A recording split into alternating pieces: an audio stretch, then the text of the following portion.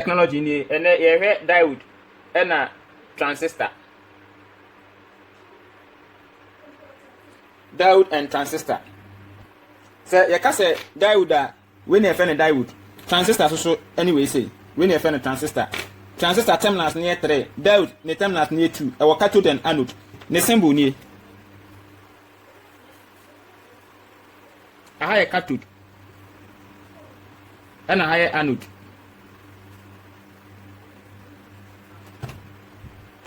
Transistor also say in it here. We are NPN transistor. A higher collector, a higher emitter, a higher base. Say in it here. So you're trying to say now I have PNP transistor. Like this. That's a PNP transistor. PNP transistor. Diode no enia baby a white no eho eye cathode aha no eye cathode na black side no eye anode nti enie aha ye positive and aha ye negative, which is anode cathode. What you say? Good.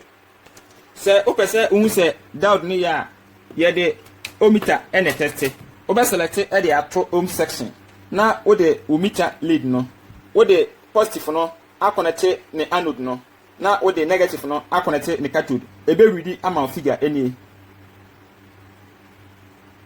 say e good a wo dane na eni kwa say ready because e semiconductor eni nti en ready e try and say e good diode.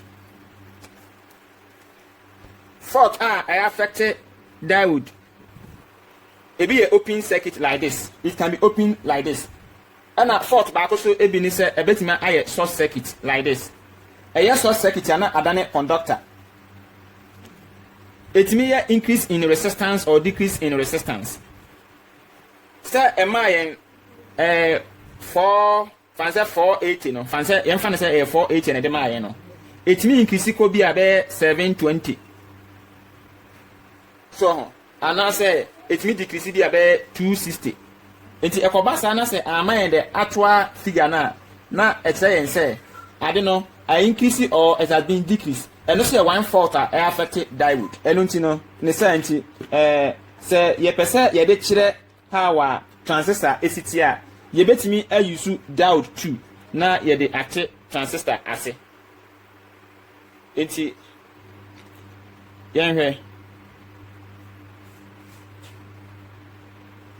transistor have 3 terminals. Transistor have 3 terminals. A high base and a emitter, collector. The cathode me and I'm connected together like this. Cathode and I'm connected together like this. Now what testing? Into what testing then na abeye bibi say. Enti aha eye emitter enfimfiri no eye base and the other side no enso ye collector. Transistors no every base eba collector no every base eba emitter no the resistance no really higher than base to collector. Ni say no ye de diode baako ebe para one side na chese atimi ama yetimi de high speed ni yen transistor no amayati ase yi se ye fa diode mienu na ye para na abra ye consider polarities no ye anode and cathode no ye para ni say ya ebema baby ya para na side no ne resistivity no ebe decrease ama baby ya para no ne resistivity no increase say enete enti say ye de meter no eba be ready na yehu senia esitie ni yi ebrebia no transistor we eye PNP transistor enti PNP transistor no what the negative lead of the meter no what the negative lead of the meter no ebe connect base no what the connect base no said ebe ya obehu say aha ye collector na aha ye emitter no base to emitter no e ready higher than base to collector into yenwe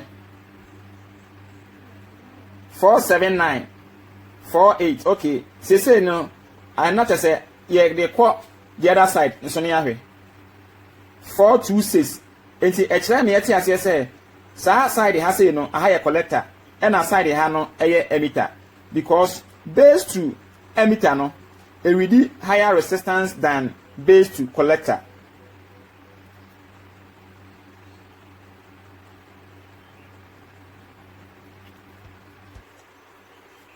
The muhui eso ye NPN transistor. NPN transistor. The diagram is so enye. The symbol ni.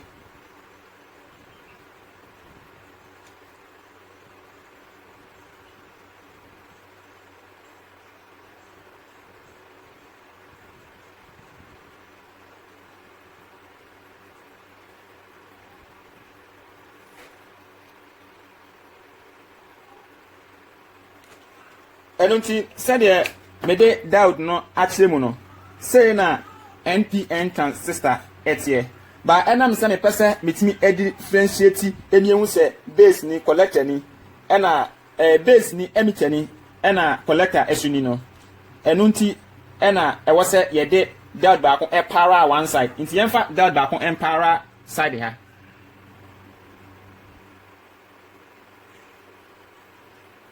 Sorry for drawing.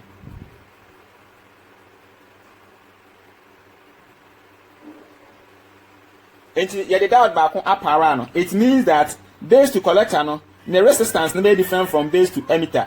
Base to emitter no be really higher than base to collector. So, open say uhu say NPN transistor eso ya. What the meter lead no positive no, ebeka base no. Now, what the other black lead no, what the are connected both side. Ain't it more? So, the other point you have to show. Enuntino, said the Michilemuno, a free base eba collector no, a really lower resistance than base to emitter. The same side ha a emitter, and a collector. We a NPN transistor. NPN transistor.